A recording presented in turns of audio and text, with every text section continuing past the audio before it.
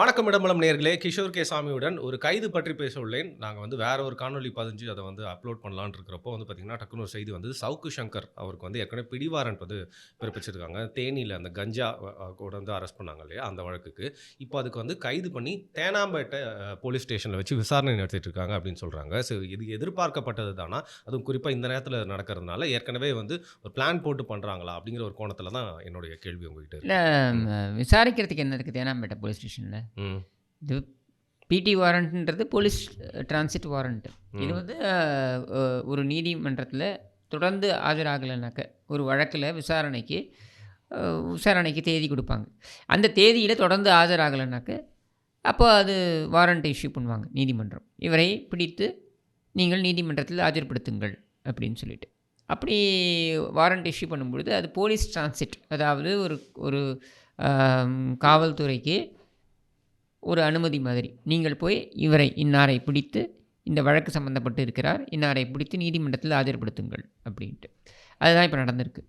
But நம்முடைய கேள்வி இங்கே உள்ளபடியே என்ன அப்படின்னா, நேற்று பார்த்தீங்கன்னாக்க சைதாப்பேட்டை நீதிமன்றத்தில் நான் இருந்தேன். சைதாப்பேட்டை நீதிமன்றத்தில் நம்ம நக்கீரன் கோபால் மேலே அவருக்கும் பிடி வாரண்ட் போட்டாங்க. ஆனால் அதை அந்த பிடி வாரண்ட்டை இவங்க அமல்படுத்தலை. ஆனால் இன்று காலை தேனியில் இந்த வாரண்ட் இஷ்யூ பண்ணி மதியத்துக்குள்ளே அவர் கைது செய்யப்படுகிறார் என்றால், அதாவது அவரை கூட்டிகிட்டு போகிறாங்க அப்படின்னா, அப்போ தேனியிலேருந்து மதியத்துக்குள்ளே வந்துட்டாங்களா அப்படின்ற கேள்வி வருது. தேனாம்பேட்டை காவல் நிலையத்தில் எதற்காக அவரை அமர்த்தி இருக்கிறார்கள்ன்றது எனக்கு தெரியல. ஏன்னா ப்ரொசீஜர் அங்கிருந்து அப்படியே அழைச்சிட்டு தேனிக்கு தான் கூப்பிட்டு போகணும். அந்த நீதிமன்றத்துக்கு தானே கூப்பிட்டு போகணும். அங்கே இருக்கக்கூடிய நீதிமன்றத்தில் தானே அது தேனியா மதுரையா எந்த நீதிமன்றமும் தேனி தான் நினைக்கிறேன். அந்த நீதிமன்றத்துக்கு தான் கூப்பிட்டு போகணும். அந்த மெஜிஸ்ட்ரேட்டுக்கு முன்னாடி ஆஜர்படுத்தணும். மேபி தேனாம்பேட்டையில் கொண்டு போய் உட்கார வச்சு அங்கேருந்து வீடியோ கான்ஃபரன்சிங்கில் பண்ணுறாங்களா எனக்கு தெரியல. பட் ப்ரொசீஜர் இதுதான்.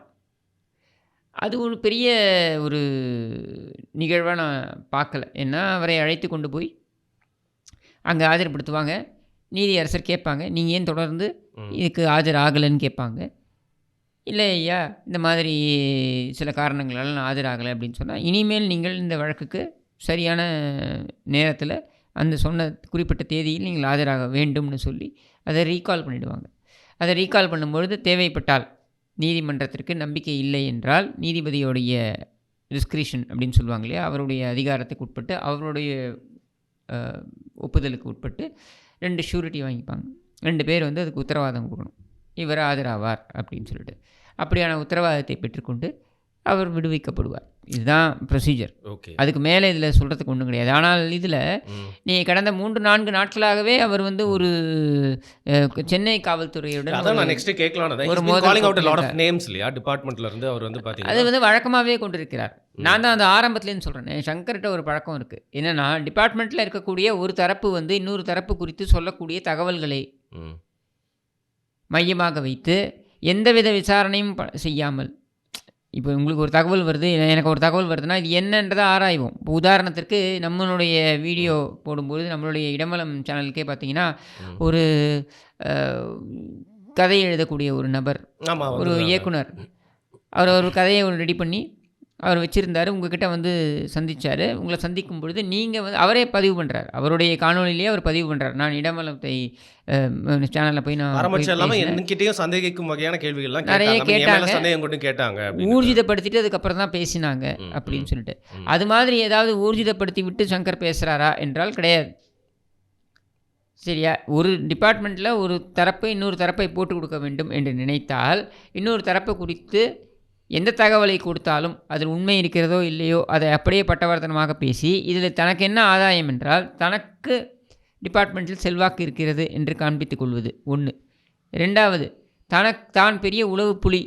இதுதான் மெயினாக நான் பார்க்குறேன்.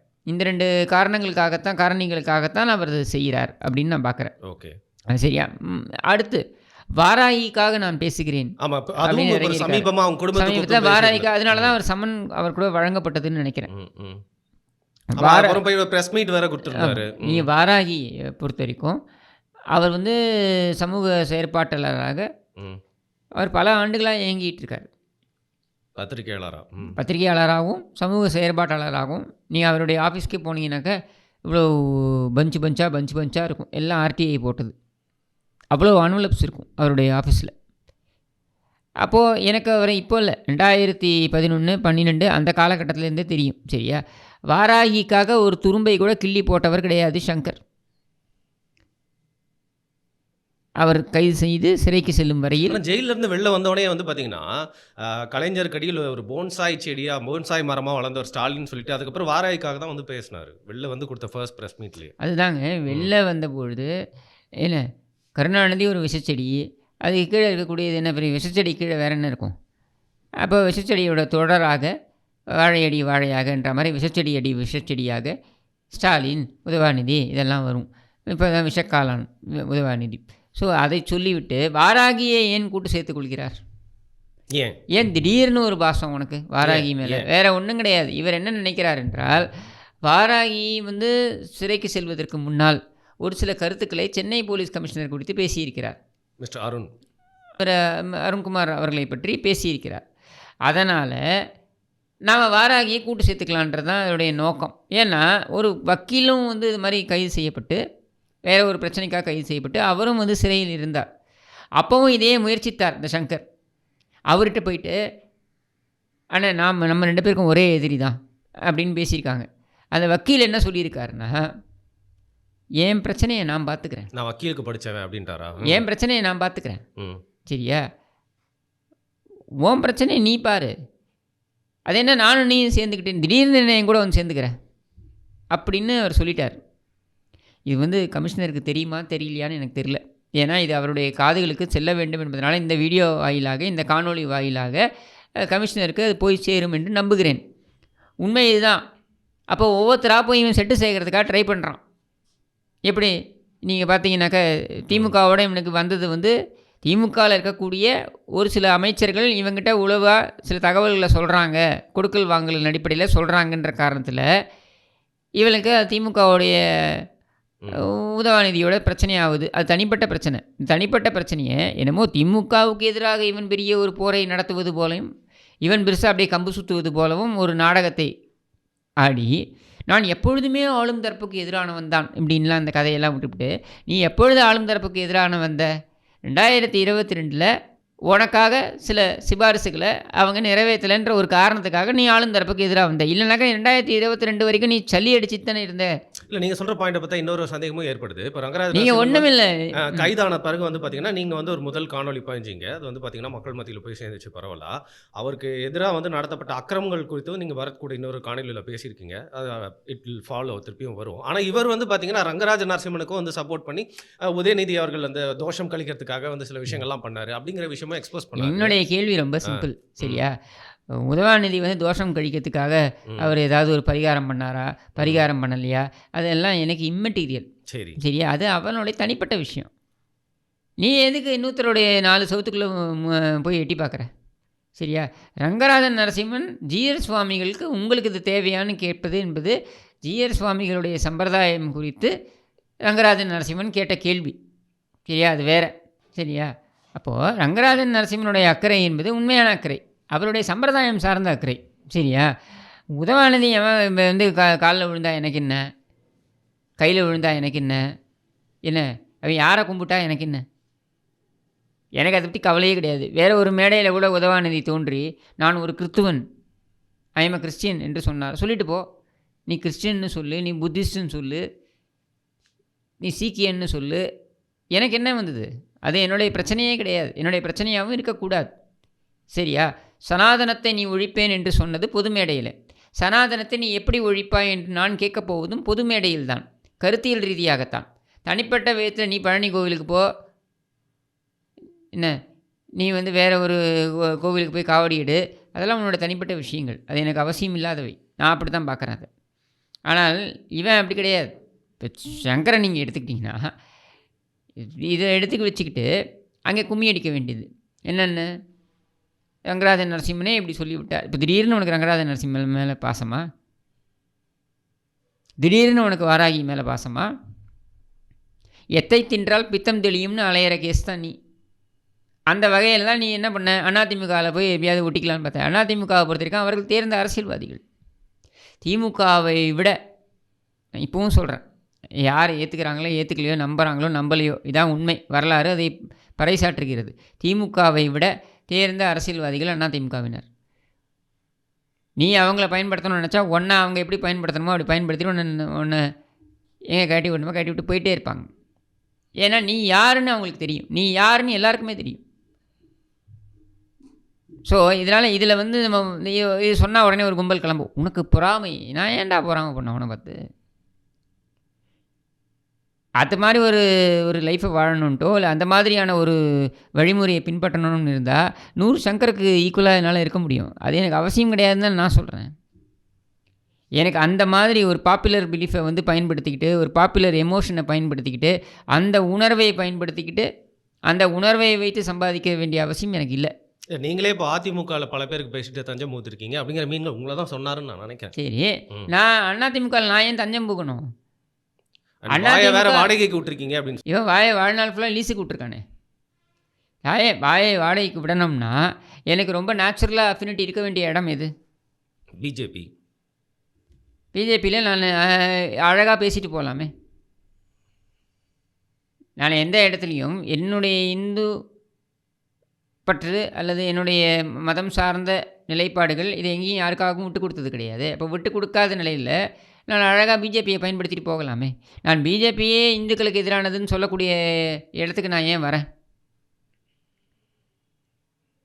ஸோ என்னுடைய அரசியல் பார்வை என்பது ஒன்றை மாதிரி ஒரு குறுகிய வட்டத்துக்குள்ளே நான் சுருக்கிக்கலையே.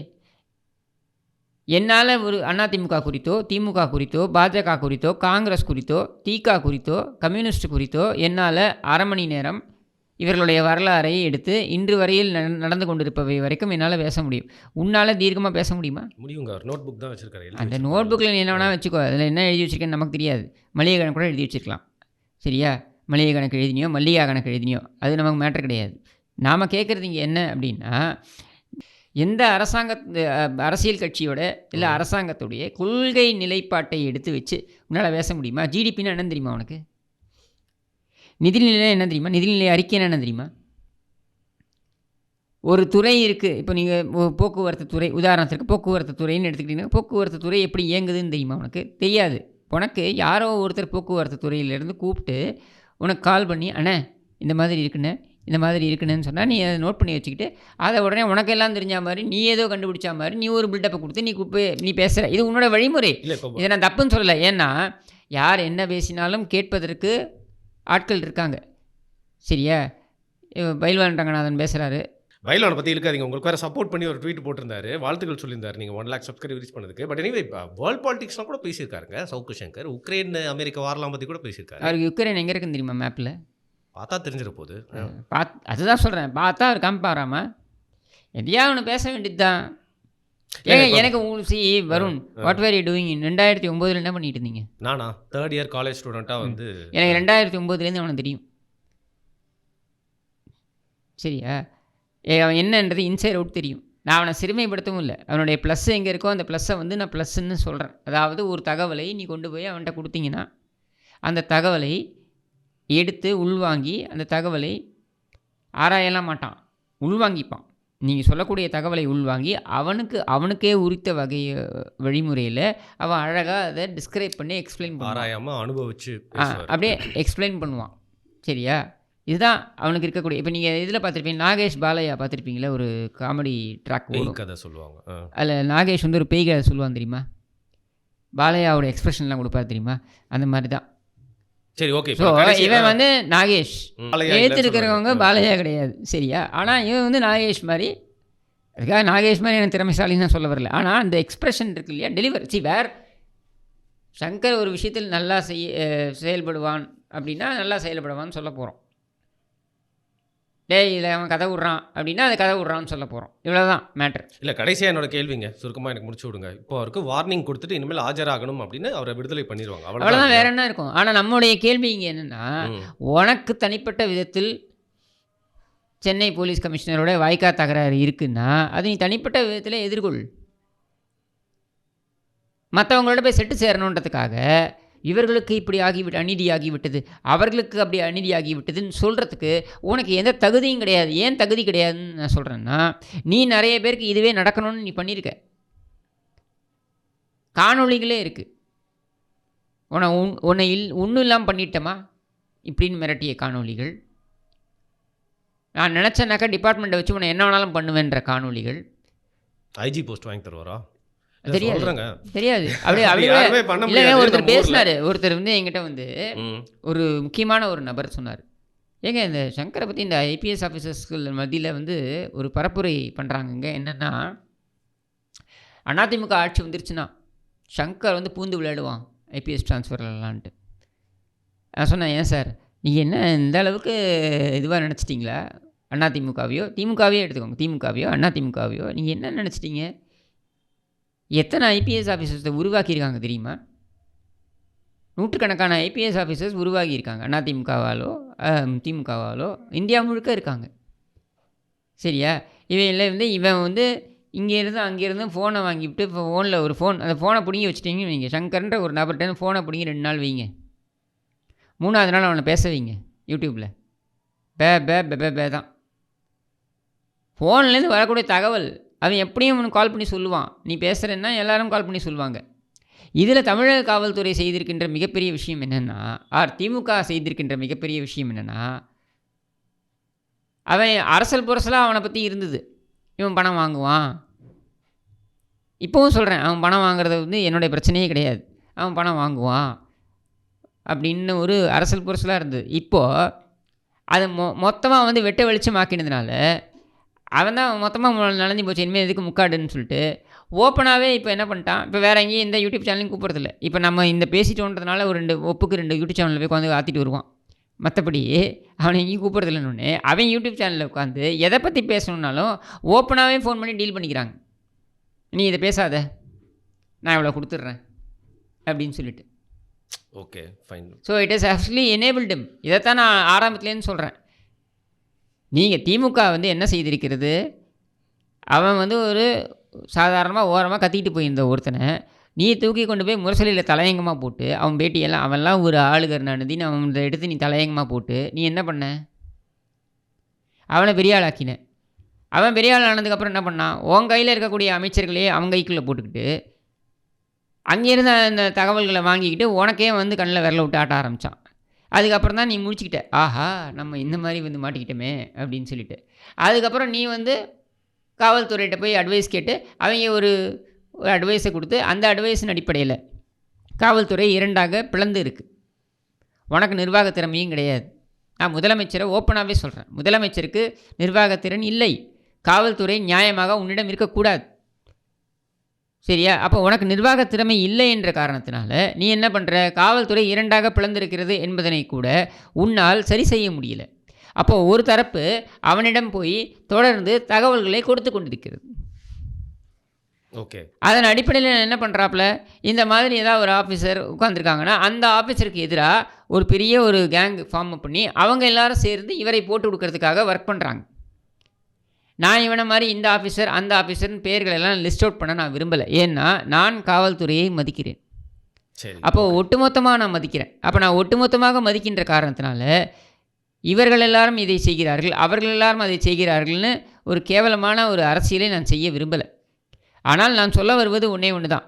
வாராகியாக இருக்கட்டும், அவருக்கு வந்து காவல்துறையிலிருந்து ஒரு அநீதி இழைக்கப்பட்டிருந்தால் அது வந்து கண்டிப்பாக அது வந்து கண்டிக்கத்தக்கது, அது வேறு விஷயம். ஆனால் இதை கையில் எடுத்து பேசுவதற்கான தகுதி சங்கருக்கு கிடையாது.